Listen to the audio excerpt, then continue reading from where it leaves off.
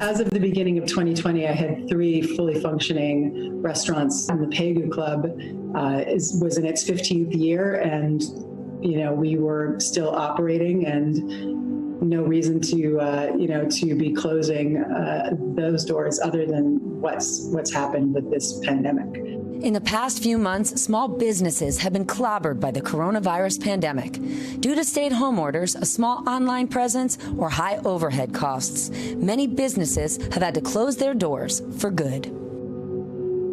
We just looked at the numbers for that, and it became clear very quickly that was not a business that was going to be able to recover. And so we just saved ourselves a lot of time and agony and gave it a very sad and unceremonious, goodbye. And it makes us angry, for not just the business that we had to close, but for the interruption of the success that we were experiencing from decades of hard work. And we were very good at what we do. And it's devastating, and it's sad, and it makes me angry to lose all of this overnight.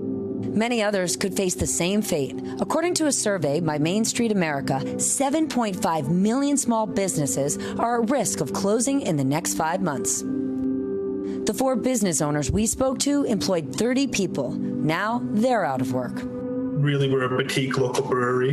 We depended about 75% of our revenue on people coming into the tasting room and drinking beer there. It was pretty obvious to us, given the challenges that we already faced, that there was no way our business was going to survive this. It was a relatively easy decision for us to make. Even though everyone is either laid off or furloughed at this point, I'm keeping an eye open to see how I can help them survive.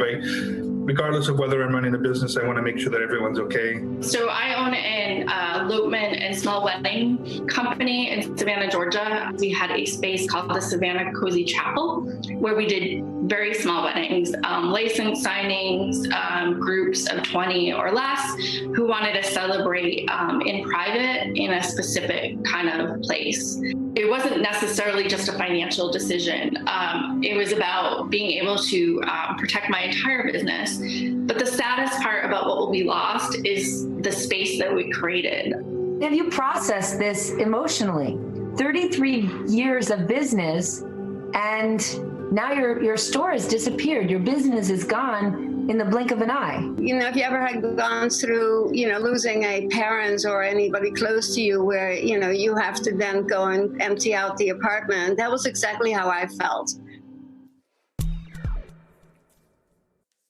Small business layoffs are now showing signs of leveling off. Those layoffs spiked over 1,000% back in March, and furloughs jumped 138% from March to April. That's according to data from human resource provider Gusto. But Gusto says in the last 2 weeks of April, some small businesses started bringing their workers back. Here's what some of those business owners are going through in their own words.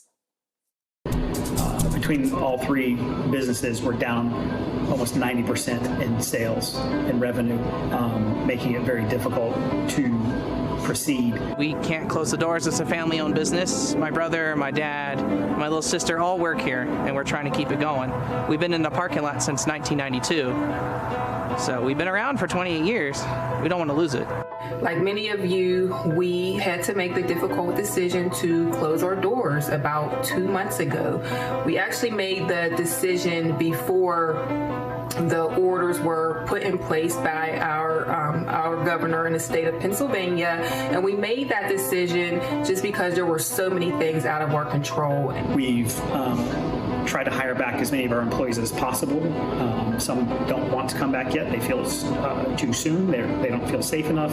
We've added curbside pickup, where we have contact-free pickup for people to get food to go to try to build our sales. But even with all these efforts, we are still operating at 90% below our typical revenue. I do have some concerns. I mean, something is, and I don't think this is minor, but something as simple as disinfecting our office. The the way our office is set up, we're going to have to pivot and transition and change the way that we offer services to our clients. Mental health is a very intimate experience, and having to bring clients in and really provide services with masks on and not be able to see as many people in one day because we have to make sure the offices are sterilized. So we're going to have to change the whole structure of our business. COVID didn't end. It didn't go away, and that people aren't coming back out. For us to be back to 100% revenue, that would be 100% revenue going forward today. That does not make up for the 186% of revenue that we've lost since March 8th. So we need a broader vision, a bigger vision, on how to actually bring this back together and truly save the small business. Without it, the small businesses are going to disappear. Hey, NBC News viewers, thanks for checking out our YouTube channel. Subscribe by clicking on that button down here and click on any of the videos over here to watch the latest interviews, show highlights, and digital exclusives. Thanks for watching.